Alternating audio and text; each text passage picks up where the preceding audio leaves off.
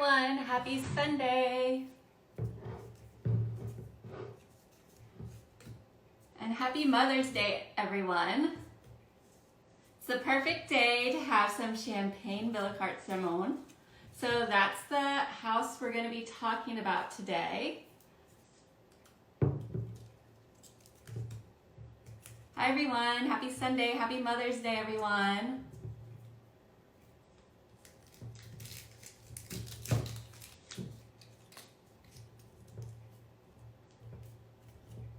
I hope everyone's having a good Sunday so far. I'm just waiting for Cramant from the house to join me. So once he's on, we'll get started. And again, we're talking about Champagne Billecart-Salmon today.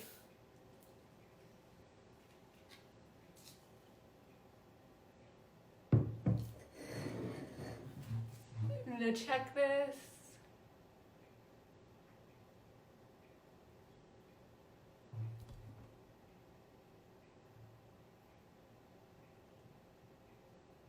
Looks like he's on, so I'm going to add him now.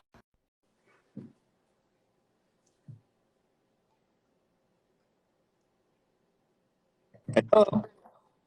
Hello. Hi, Laura. How are you? Very good. Thank you. Good afternoon. Good afternoon. Oh, you already ready to rock? Bottles open? I haven't poured it yet, but I know what I should. But I just opened it. I'll do the same with you. Okay. At the same time. Sorry to be a little late. I'm having trouble with my Wi-Fi for some reason, which still happens in 2020. So I apologize if you can't hear me well. No, I can hear you just fine.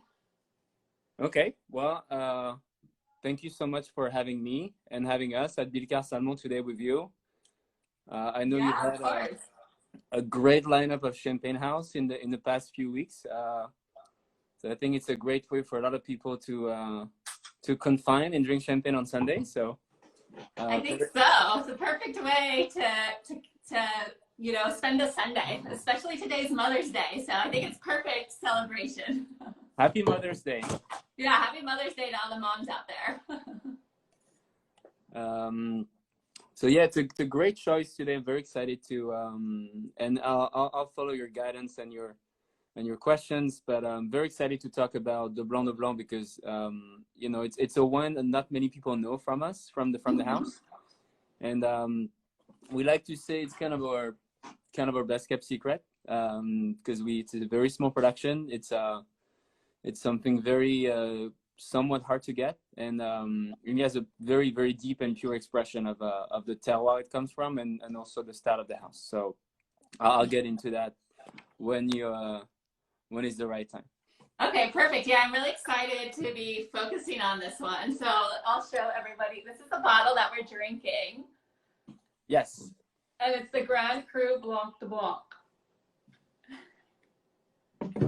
So I guess we could get started with a history on Billecart-Salmon to give everyone a kind of a foundation on the house. Oh, for sure.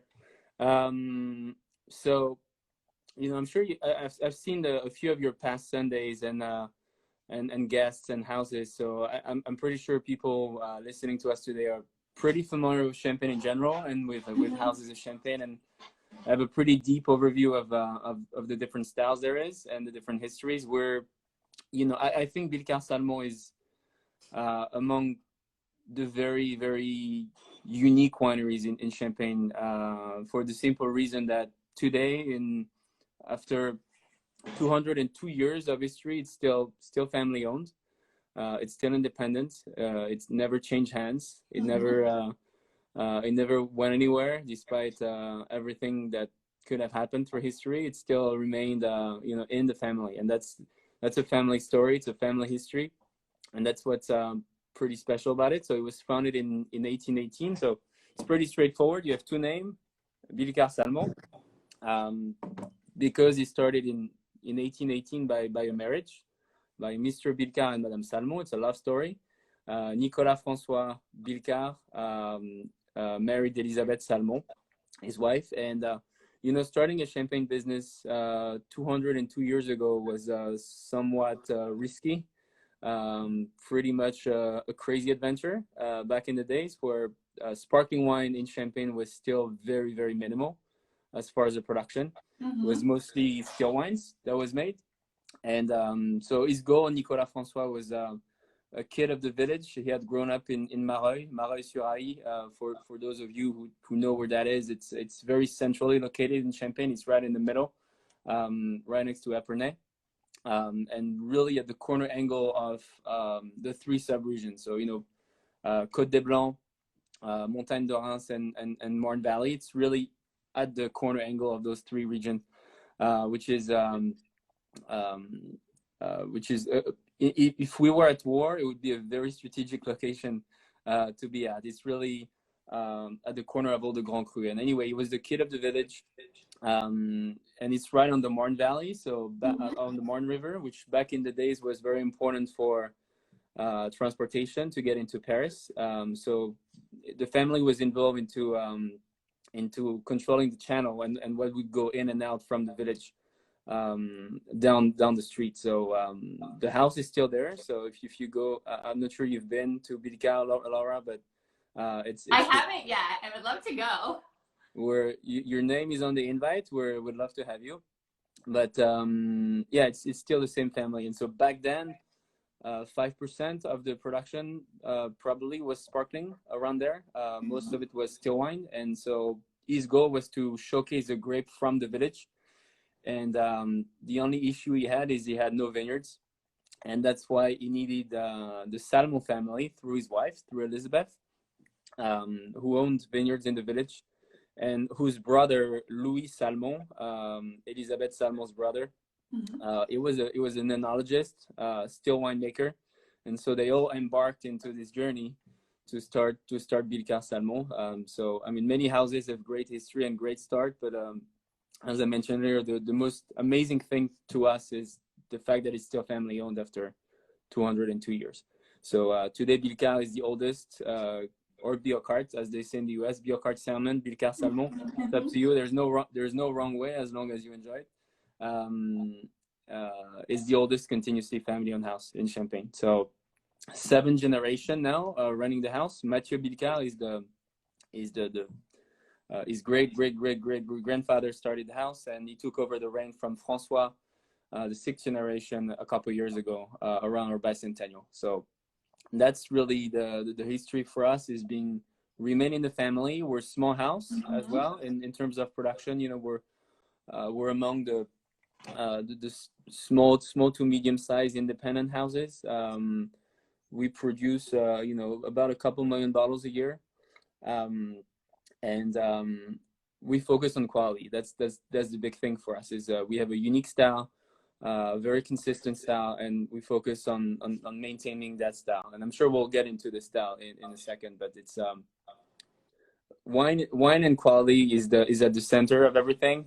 There is no compromise. And the most beautiful thing to be family owned for that long is, we have the luxury of time and the luxury of taking the time, remaining independent. You don't have to respond to investors, shareholders. It's really all about the wine. And you can invest all you want in Champagne, in the best vineyards, the best vine, the best winemaker, the best winery, the best enologist. What you cannot buy really is time, and that's the only thing that to master Champagne, you need time. And we have that luxury at Billcart, being still independent, to do that.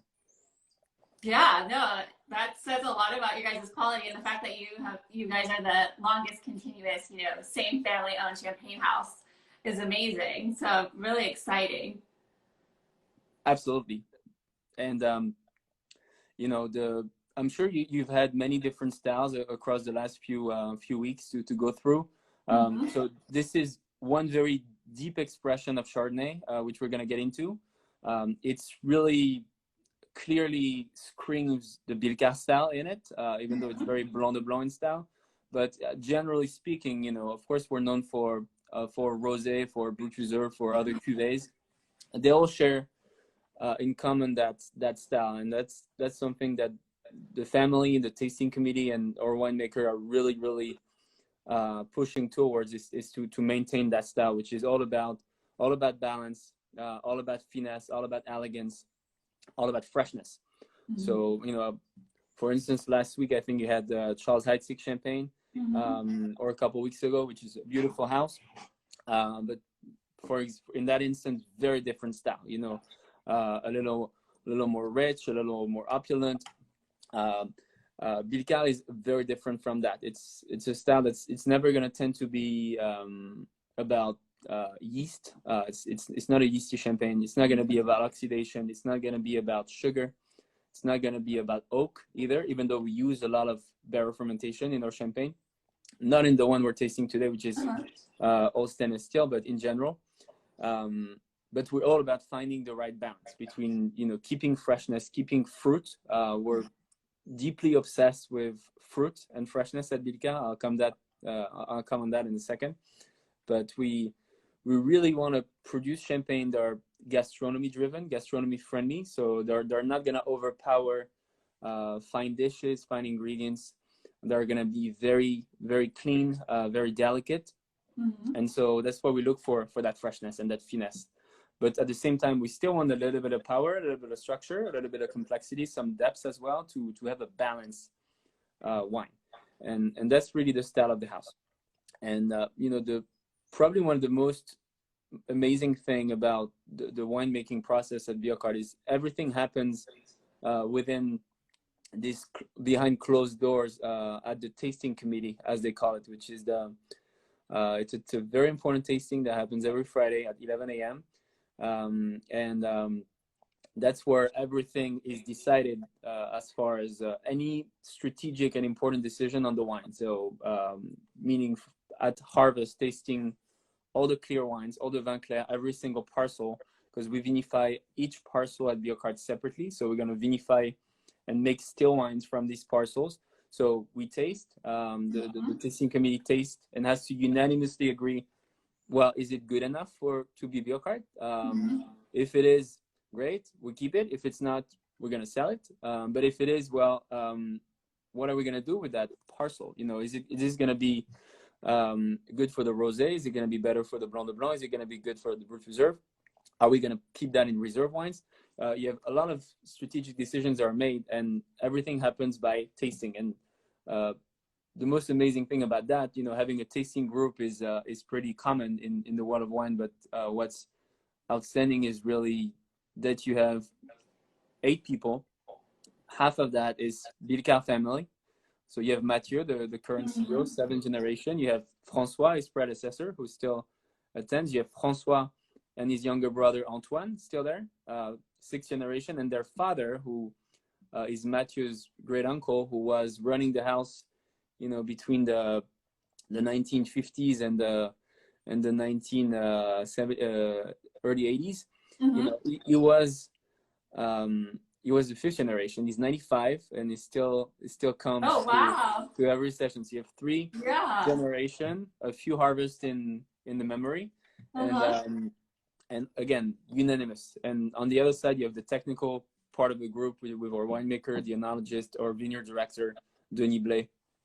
So that's how everything happens, from the choice of the parcel, from the blend, agreeing on the blend, the dosage levels, the release time. Is the wine ready to be released or not?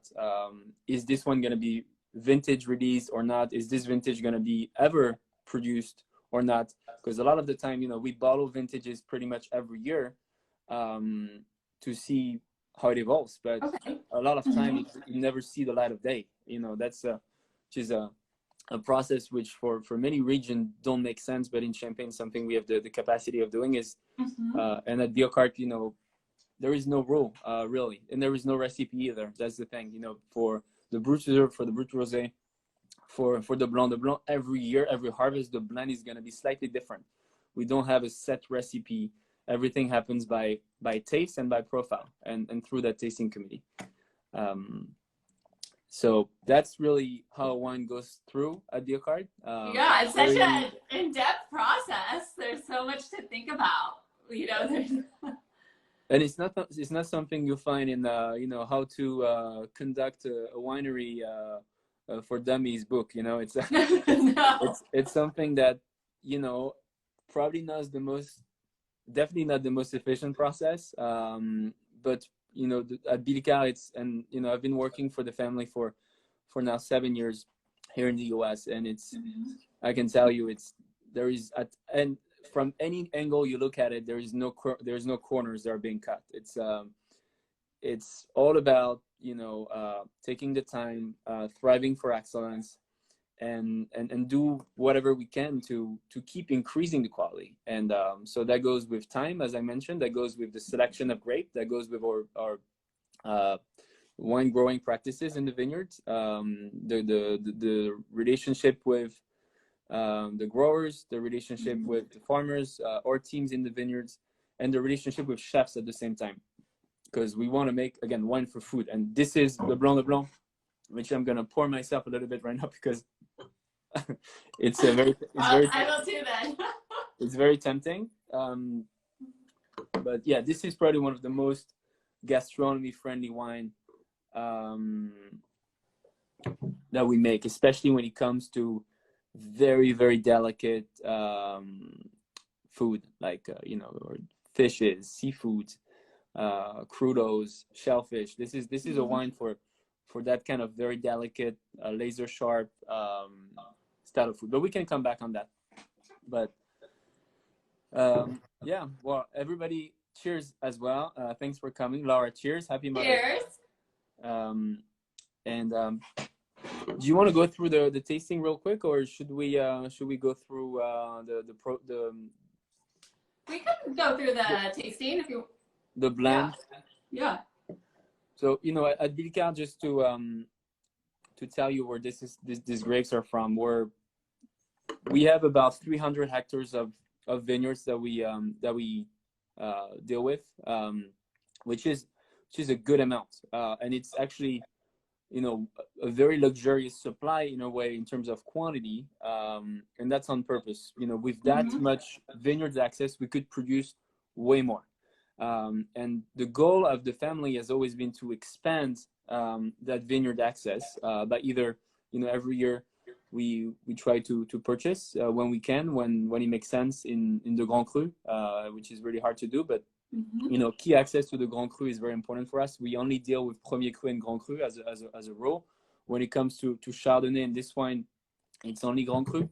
But we we deal with about 300 hectares. So a third of that we own, a third of that we contract. So it's that's the smallest third is a contract from growers. So a relationship we've had for a long time.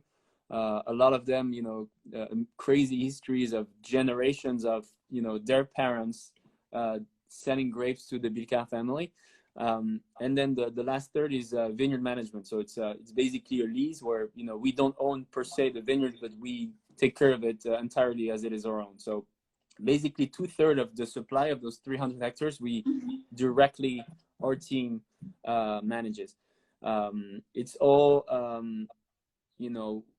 we're since 2017 we're among only the 15%, 10 to 15% of champagne producers who have this it's called agriculture durable en Champagne. It's a sustainable agriculture agreement.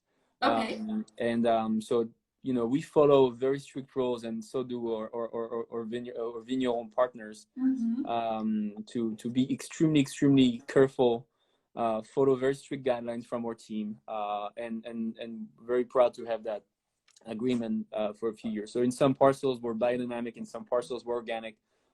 It's not something general because every microclimate is so different, but we're leading the curve in Champagne. We're among a group of leading producers who are very careful with everything we do, and that's very important because that transpired directly into the style of the wine. Because what we're obsessed with is the fruit. We really want to have a very in pristine quality, pristine health fruit when it comes into the winery. Actually, last harvest we're the first house in Champagne to have an entirely air conditioned press room, meaning as soon as the grape arrives, it's pressed immediately. It's stored at the low temperature because we're very known for cold fermentation. So I'll come back on that. But we do everything cold. We're obsessed by two things, when it comes to harvest and when it comes to vinification. It's the fruit and the freshness. So we want a fruit that's not going to oxidize, a fruit that's going to be stay very healthy, so that we can press fast and that we can press cold. You know, it's if you think about, you know, cold pressing an olive oil, for instance, you know, or cold pressing a juice, it's the same idea. We want to be gentle with it. We don't want to overheat it.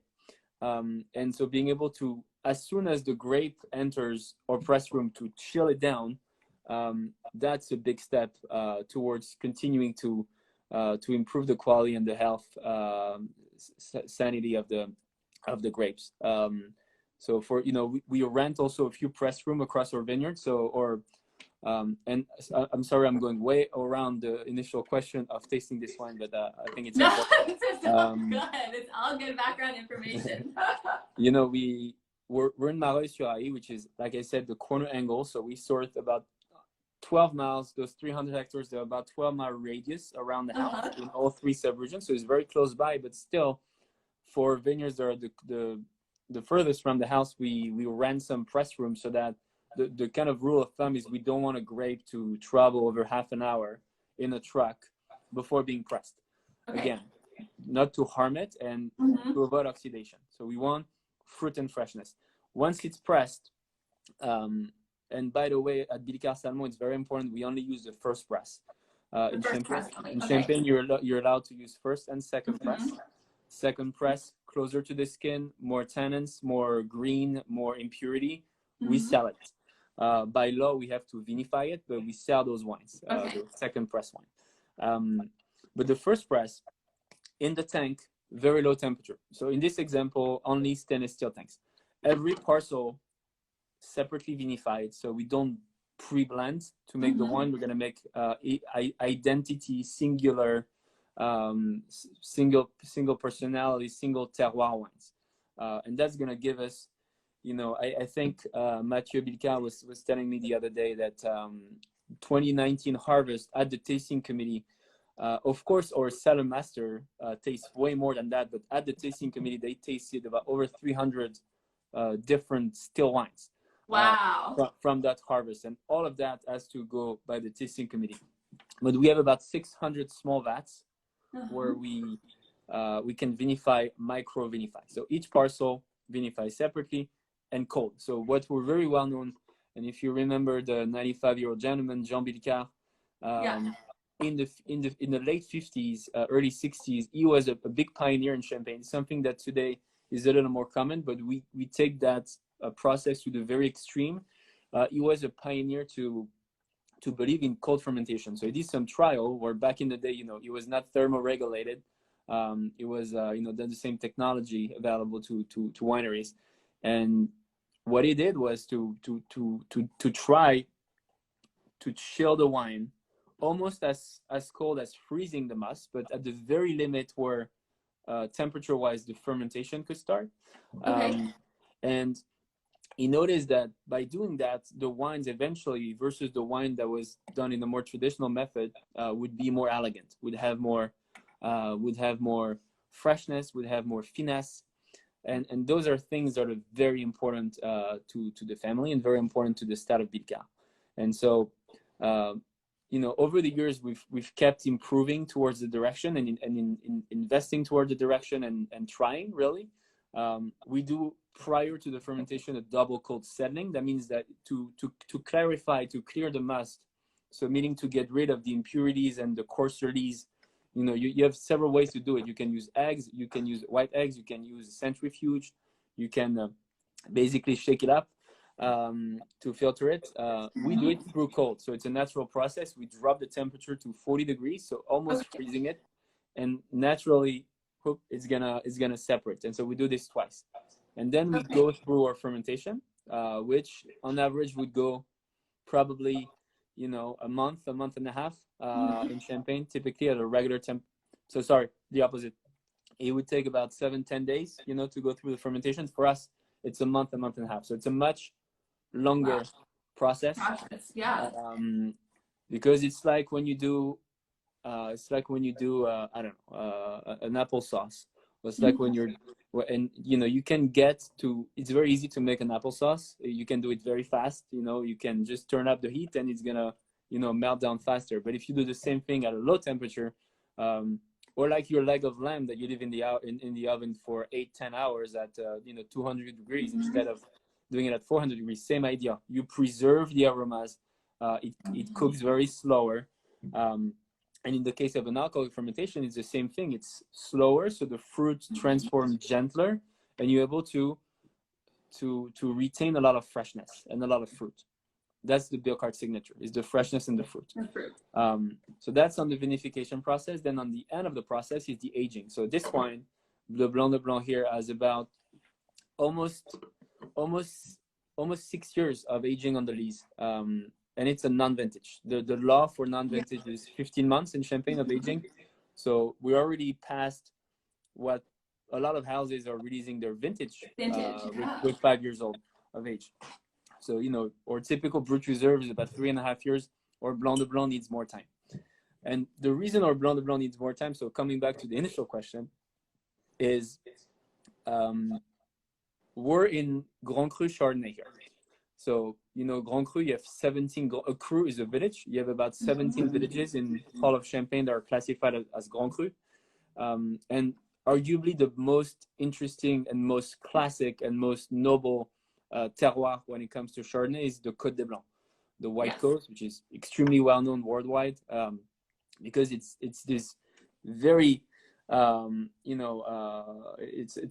a stretch of villages that as you go down south from Epernay and from our village, it's basically 2 miles down the road from us. It starts in Chouilly, and so as you go down, you see on your right this succession of villages and terroir with hillside vineyards. And those hills are a big pad of chalk, and it's a very chalky, very poor soil, which forces Chardonnay, and Chardonnay grows amazingly well there. It forces it to go very drastically deep into the chalk to get nutrients and feed itself. So you tip a wine from Côte des Blancs, and each village is different, but are typically going to be very chalky, very mineral, very expressive of that minerality, which is beautiful when you want to make a clean, focused, delicate Chardonnay. But so the Côte des Blancs down from us, you have 5 Grand Cru in Côte des Blancs. At Billcart, we only really deal with Premier Cru and Grand Cru. We have 44 Premier Cru, 17 Grand Cru. We deal with a total of about 40 Cru that we source from. But in this wine here, it's 4 Cru. Four of the 5. So it's Chouilly, Avise, Cramant, and Mesnil-sur-Oger. Le Mesnil being, probably the most famous of the 4, because it's very often used in the prestige cuvées, because it's one of the most age-worthy. The grapes from Le Mesnil tend to produce very age-worthy Chardonnay and Blanc de Blanc, so typically prestige cuvées go well from Le Mesnil blend. But for us, it's those 4, because we want nothing but the best for the Blanc de Blanc. We want something and grapes that have the ability to age, 4 or 5 years in our cellar before we release it. And we don't age it 5 years because it looks good on paper or because we just can. It's because the wine really, really needs it. And it needs it because of Le Mesnil specifically. Because just to make it very simple, as you go down, the first is Chouilly, going south. Chouilly is what's going to bring the finesse. It's the most probably approachable, friendly of the 4. Then you hit going south. You hit Avise. Avise is also light but much more mineral. So it's really that chalk and that chalkiness going through. That's Avise. Okay. And then you have Cramant. Cramant is also mineral but more powerful. So you're going south, it gains a little more weight, a little more volume. And then you have Le Mesnil-sur-Oger, which is the most powerful, the most complex, but also the toughest, because when it's young, it's extremely austere. So it's a wine that you need to wait, as you would for a top where you need to wait for it to express. You need to take the time. Le Mesnil-sur-Oger likes to play hard to get, and in this one you have all 4. It's about 1/4 of each village. It's a little less Mesnil, a little more Chouilly for the Blanc de Blanc. So you know, generally speaking, with Billcart, it's gonna be fresh, it's gonna be thin bubbles, it's gonna be elegant. That's the style. But this one is being au Blanc de Blanc. It's really the pure expression of Chardonnay, pure expression of Côte de Blanc, and you know, think of it as Burgundy with bubbles. You know, that's like a Chablis with bubbles. We know we don't want to be too yeasty, we don't want to be too bready, we don't want to be oxidative. It's extremely pure and fresh and fruit forward. So on the nose, I mean, it smells like Chardonnay. You know, it's pretty straightforward. You know, you're in noble terroir. You have a lot of harmony coming from the nose. You know, Chardonnay kind of classic notes, green apple coming out, citrus, for sure. Then you have a little bit of secondary aromas from like stone fruits, you know, apricots, peach coming out. And then the third layer, which is, you know, more traditional of a Blanc de Blanc that has seen some age, because you have 6, you know, this is a non-vintage. We just released at the house the 14 base, but this is the 13 base that we still have in the US. Okay. So it's based on 13. So if you do the math, you know, it's 7 years old. Yeah.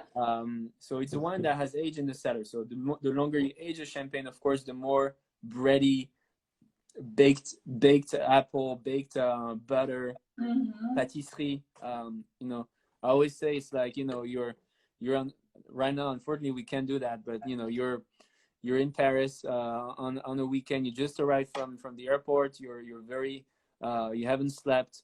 And then you open the door at 7 a.m. of a bakery, and you have that, you know, fresh baked croissant, fresh baked butter, fresh baked baguette that comes and kind of gets you in a much better mood right away. Yeah.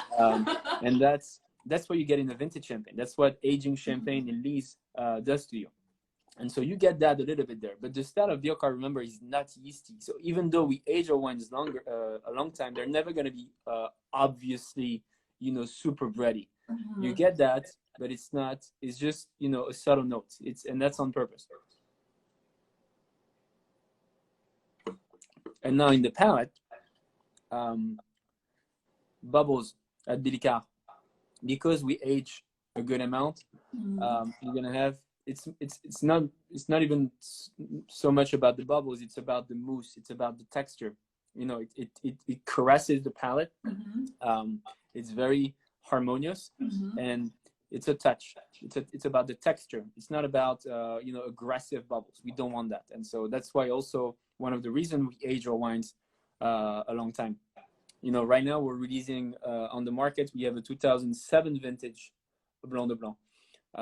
Which is, you know, 13 years old under these 13 years of age under these. It's a long time, and you know, we're among very few houses who can afford to take those drastic measures with time. And it's not just to look good. Again, it's really because the wine needs it, and we want to offer a wine that's, when it's, you know, in your glass, it's ready to be enjoyed. Of course, some of those can age longer, but this, I think, drinks beautifully right now. So on the palate, you found again those notes of a little bit of butter, of texture that goes with the mousse. But it's very lingering. You have length, and it's a dry wine.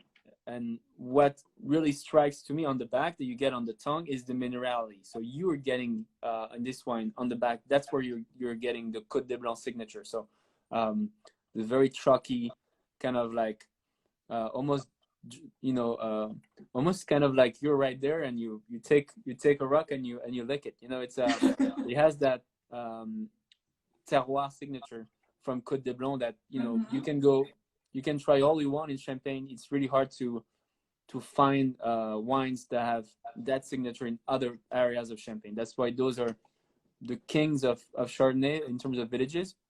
They're the most hard to find and hard to get grapes, because it's only those 5 villages. It's not a lot of vineyards.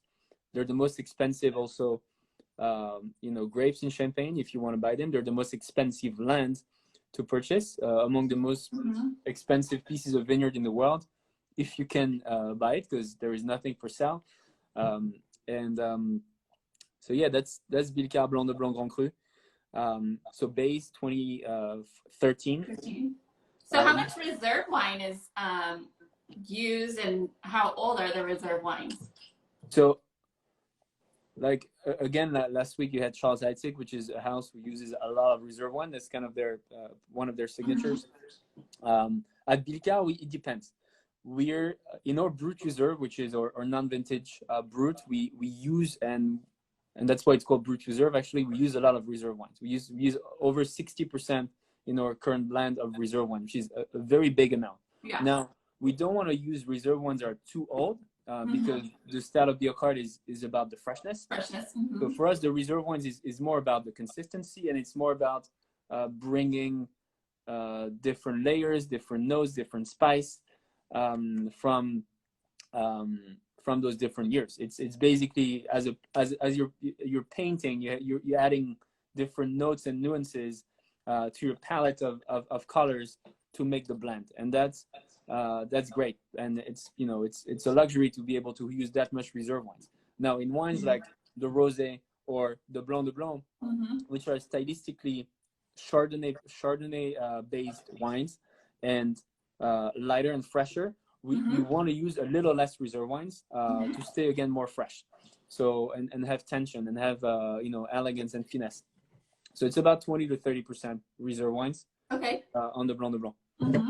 Dosage, I don't know if I said it. It's around 7 grams. So we're on the very low end of the Brut category, and that's pretty much where most of our wines are. We're around 6 grams. Some less, some more, but dry style below.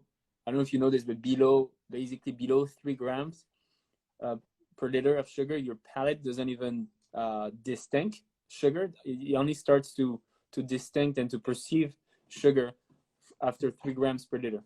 So that's why dosage is very important. The 0.2 gram, 0.5 gram going one way or another between 3 and 13, and then you start to have huge difference in perception, and that's very important to the balance of the wine. And that dosage level, again, very important step happening at the tasting committee, and tasting a dozen of different dosage level prepared by our cellar master to say, hey, it's not going to be 5.8, it's not going to be 5.9.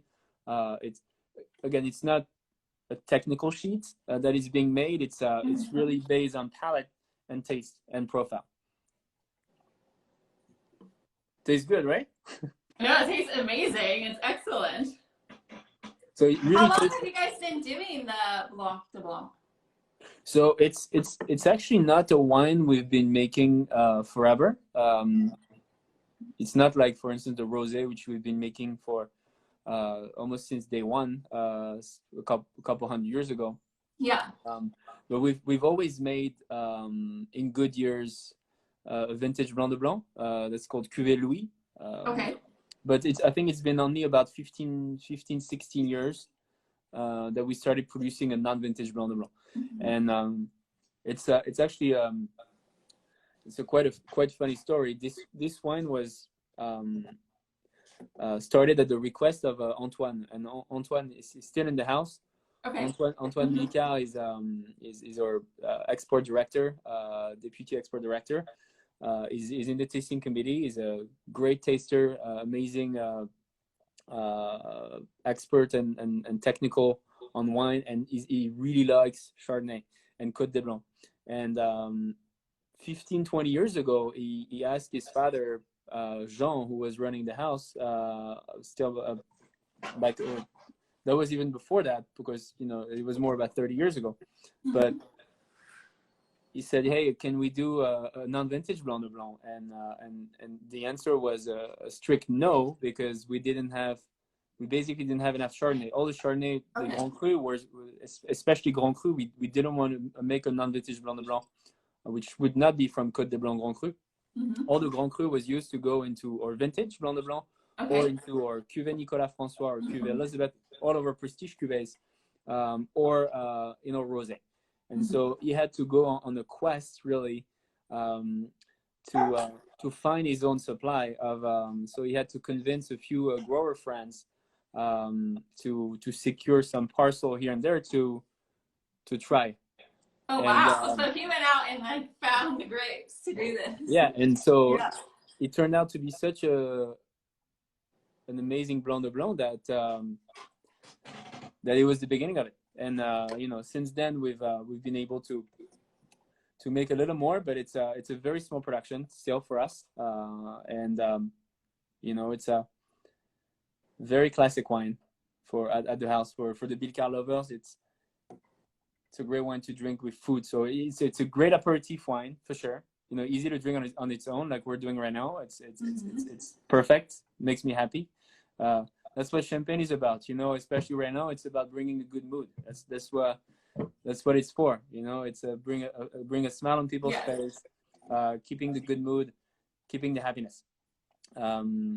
Now, pairing wise, this is probably one of the most, because it's so delicate, because it's so nuanced and balanced, but it's not overpowering. It's Chardonnay, it's Blanc de Blanc, sushi, and specifically like sashimi with you know, white fish. One of the best pairing I ever had was in the sushi restaurant, and it was I forgot the name in Japanese, but it's what they call butterfish, and it's a white fish that melts really in your mouth. That's very high fat content, and with the acidity and the minerality of Blanc de Blanc, it really cuts right through.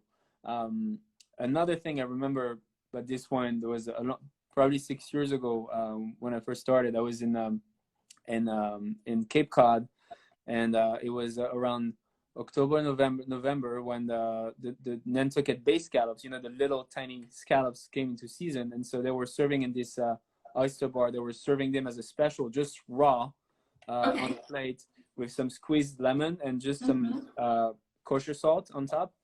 And we happened to have a bottle of Blanc de Blanc with my distributor that day, and we just opened the bottle, and it was just magic. You know, this is a one that works really well with raw, delicate seafood. So raw scallop, like a scallop crudo, is one of the most amazing pairing you could do.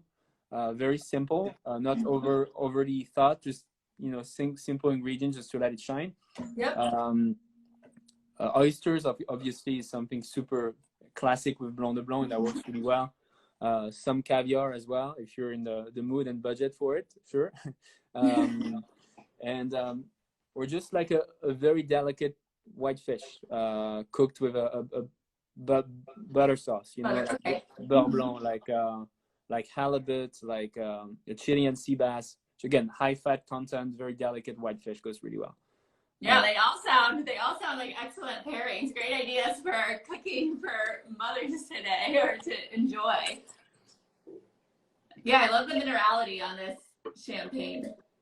It tastes like Chablis with bubbles. It's a Grand Cru Chablis with bubbles, but you have some age to it. You have the evolution, you have the texture, the tension, the minerality. Like I said, it's one of the best kept secrets at Billecart-Salmon. I think it's also a tremendous value, and a lot of Blanc de Blanc champagne from Côte de Blanc are tremendous value, because you have the aging on it, and you have an extremely high quality of Chardonnay, which in some other regions in the world you have to spend way more to get to. So, you know, it's a good expression of Billcart as well, because you still have the finesse, the elegance. It's not, you know, I'm sure you've had some Blanc de Blanc which are much more bready and much richer. This is not. This is silk. This is it is. It's super easy to drink. This delicacy, it's very dangerous. You're right. I definitely think I can finish this whole bottle by myself. Yeah, would be offended if you don't. Yeah, it's so easy to drink. So yeah, what else can I say about Blanc de Blanc? I think that's I think that was a good overview of the Blanc de Blanc for sure. Should we talk? Well, I heard about this champagne of the Millennium competition. Can you tell everybody about that? For the house? Yes. Because I thought that was fun. I was listening to Matthew's live, so I thought that was a fun story. Yeah, so it's a big milestone for us. It was over 20 years ago, but that's what 20 years ago, you know, we've been there for a long time, 202 years, but 20 years ago, especially when it came to our vintage cuvées, we were known for the rosé a little bit, but definitely a lot, besides a group of champagne lovers and collectors, didn't really know about those wines from Billecart-Salmon. So that was a big milestone that happened. So it was in 99, 99, end of a decade, end of a century, end of a millennium. So big milestone. And this genius gentleman called Richard Ulen is a Swedish champagne writer, champagne expert. He wrote many things on champagne, many books on champagne and tasting guides. And he decided, well, new millennium, new decade, new century, let's have the craziest champagne tasting ever hosted. And I'll host it in Stockholm. I'll invite a few friends from the jury, so some experts. So you had Jancis Robinson, Serena Sutcliffe, among others. And so they shut themselves down in this house for 2 days and blind tasted over 500 champagne. And the brief was to ask every single producer in champagne that he knew to submit what they would consider to be their 2 best wines from the last 100 years. So, and it's a tasting that many people in champagne said it will never be able to be reproduced again because there were so many rarities there back then. So anyway, the Billcart family received the invitation from Mr. Ulen, and the first response was, no, we're not going to participate because you know, we and it's true, we have a very limited and small library of old vintages. The family never really kept a significant amount, and so François Billcart decided not to participate. And then his younger brother Antoine, who wanted to do that, he started Blanc de Blanc. He got heard of the tasting, and he went against his brother Cole and went to ask his father what he thought the best wine in the cellar was. And he said, well, for sure it's the 1959 Cuvée Nicolas François. And so he went in the cellar, picked up 2 bottles of 59, and in passing also picked up 61 because that was his birth year. So so he set up a secret meeting with Mr. Ulen at the train station in Epernay. It was a very secret arranged meeting, and then he handed the bottle from his under his jacket, and the rest really is history because the 2 wines, both the 59 and the 61, made first and second of that blind tasting. Wow, that's incredible. Champagne of the millennium. And number 3 was a 52 from Gosset. Number 4 was 64 from Dom Pérignon. And I think number 50 was a Roederer Crystal from 62. So it's it was a pretty high level and high competition tasting. So since that day, our Cuvée Nicolas, which is our prestige Cuvée, and the name of the writer is Richard Ulen, Juhlin. And I think you can still find a book about this tasting. It was called The Great Tasting by Richard Ulen. But yeah, that was a fun story. Mathieu always joked and said, you know what, we should have sent 3 bottles so we had the whole 3 top voices. The whole podium. Yes. But yeah, that's a for sure a good story. So it was a big milestone for us. So was our bicentennial a couple years ago. And that was in 2018. And so, by the way, on that note, if we have some champagne lovers or collectors watching us, you know, we're for the first time really in the US, we're doing an auction right now, which is ending in 3 or 4 hours today. So the Billcart family has kindly donated some crazy bottles from the cellar. We have some of our bicentenary cuvée. We have some Cuvée Nicolas from 96, 98, 2002. We have some 1989 vintage, some 1990 vintage, and we've donated that to be auctioned off through Zacky's right now. And we're gonna give back all of the proceeds plus the Zacky's premium to the James Beard Foundation, which is, I'm sure you're all familiar with the James Beard Foundation in the US, who is a great charity foundation who work with restaurants, and so they just started a campaign called Open for Good, and the main goal is to help and assist all the restaurants that have been shut down and they're still haven't sadly closed for good, but to reopen and help them. And so we want to help the restaurant industry. Of course, we're like everybody else. We're not selling champagne in restaurant right now. Restaurants have helped us and are a great, an amazing place to enjoy their champagnes because they're very gastronomy driven. So we want to help them with our little hands as we can. So we're as of an hour ago, we were above $15,000 gathered. So we're hoping to get hopefully close to $20,000 by the end of the day today, which we can give back to restaurants. Yeah. So check out zakis.com/auction and take a look. There's some actually really good deals to be made for collectors and some bottles that you cannot really find anywhere else. Oh, that's great. That's such a great initiative. I think the first time I had the rosé was at a restaurant. I forget which restaurant it was, but it was definitely paired with my meal. So that was a great experience. So that's great what you guys are doing for this. Yeah. I think there was, go ahead. I think there was a question about serving temperature. And then I think there's some other questions coming in. So yeah, in the chat, you can see from Morgan, who just indicated the link to the auction as well as the lot number. Serving temperature. So I think ideally is what we're having. I don't know about yours, Laura, but mine, I took the bottle from the fridge 15 minutes before our call. So I think in general, people drink,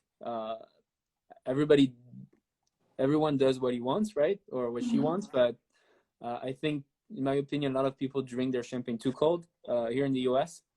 I like to drink, again, this is almost like Burgundy with bubbles. So I like to drink this like I would a white Burgundy.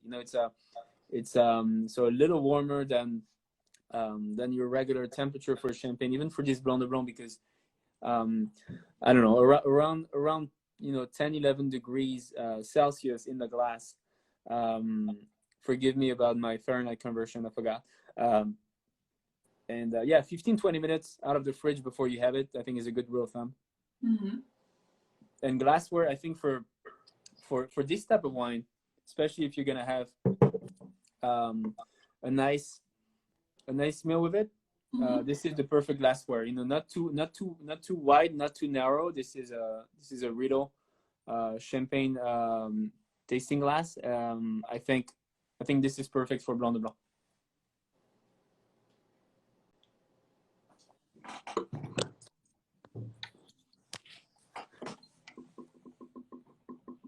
Do you have any other question?